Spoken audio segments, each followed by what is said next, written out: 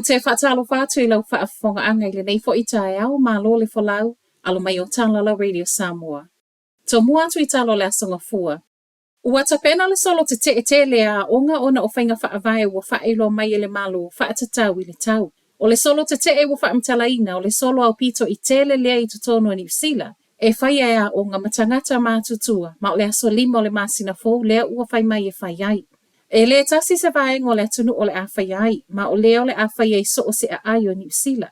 E le o mauti noa po le ale te leo le whainu umero o tangata o le a awai ai, ai I savani o tau sanga o mawai. Na awai ai le silia ma le tolus fun ma le valu afe tangata. I se pepo wa mtalanga na ripotia mai le nis hapa na nafi, o le aunga o nei solo te o le mawhai leo na tata I le sila le malo fa apea pule ngā nuu, I ngai o inga e atili fa ale lei ai le si o manga. Lea e au fia I le wha alo ngia peo le whea ngainga. Wha atu mau le wha asao na toi wha atau wola o manu papalangi e tunu I whafo, ai maise le wha atu mau o nisi o sao wha asanga I le sua au, makasa. O le mau mai I la tolo tu wha atasia solo te enei, ua mo o mia vave le wha leo o finangalo, anga I le malo. Ua toi wha atu esel wha le ainga le McDonald's I le wha le tono le te konolosi wha anei o na pōna le mawhai o na whaia o ka tangata I le afiafio le asfaraile. Reportia e le na o le McDonald's I totono New Zealand na motu sia fe so ta inga nei le po la safaraile o le foi na motu sia mo sina taimi fe so ta inga I lungo masini e mawhai ona whaia o kai Ausitalia, Japani, Britania, Sweden, fa pele malo telo Amerika. Tala le heroda mo le maua I se tasi o tata whai ngā luenga le whale inga I totono New Zealand o le I ola masini ko me piute e mawhai ona whaia o ka tangata whaatau. Wha mautino mai e fo I ele I whaapea a mea na mafua ona o tutono le pisinisi. Peitai, o fesuia inga na whai e se tasi o pisinisi o lo ngā lue mo le whale ainga. E o mai le tae au le aso tō nai, wa ripotia le toi wha fo I sia o feso ta inga na motu sia mo sina taimi. To atasi le tangata whai ngā luenga na wha manu alia na nafi a o iai I ngā luenga mafua na ua liki le kesi I au kilani. Lata le itu lai lua I le awauli na vala a waifui mu I le whale whai ngā luenga le nei papa toe toe. E lima ta vale foi mu na wha nati atu iai. Ma o le fo ina wha manu alia ia na nafi o lea na ave le whale mai. O lo oso eso e nei e le work safe le nei mata upu ma na fautua I nai fo I matangata lau tele ana nafi e tau mamao male no foanga lea na liki e le kesi. Ma lulu taimi o le po le nei vai aso wa amatalia. Mai le official va ai tau lo wha amauti no mai ai le toe fo I o le malulu mo le tele o vaengo New Zealand ai mai se lava I le po. O le po le aso lua ma le aso lulu le wata ua mai o le a faisi malulu tele. Ma e yei nisi o vaengo le atunu u.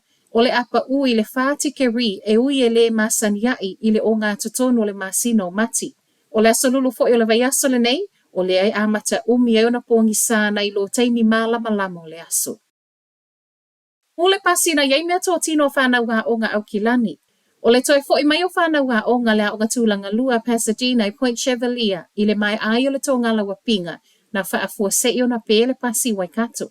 Na whaawau mai ai se tasi o pasi le whai ngā malanga a e toso mai pēle pasi o le anga ma mea tō tino o whanau o loo iai tutonu. Peita ina whaafua se o na mūle pasi au toso ma whaaleanga ina o mai mea tō tino o whanau ngā o ngā. Whaamauninga mai le pulea o ngā na nafi I tala le niusa, e le whai ngofia I whanau ngā o ngā ua whaaleanga ina mea tō tino I le afi, ma o leo lo o fesoa soani I aile pūlenga, whaapea I lātou e whauwhautua.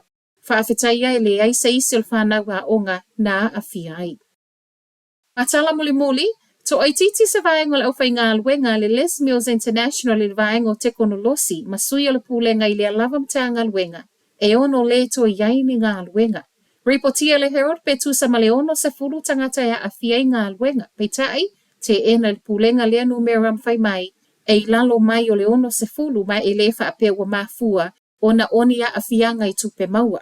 O leo lo whaasolo whaatala noanga le taimi nei se o ila suluas whamalilima o mati. Ma e le na oni usila o lea ya awhia I fo I maisi la la ya tunu umamau, ma e yai nisi o le awhetu una I lava I totono o le pisinisi. O ilato ne ua fesiling yele maa ua peo ngā luenga o tangata na whaafai ngā luenga e le Les Mills I taimi o le COVID le wha o ngā I feso o ta inga wha ane o na pō. Peitai, o leo le ato I whaafo I le whainga I whaiaiva senga whaafisa ngai. Ripoti o le to atelo I lato o le a awhia ngā luenga o tangata o loo I le pūlenga. Tu sa maleono sa lau lima sa fulu tanta whai ngā luenga le Les Mills International, ma o le afa o I lato nei e ngā lulu I totono New Zealand. o Talafonala Radio Samoa, manuia le tae au.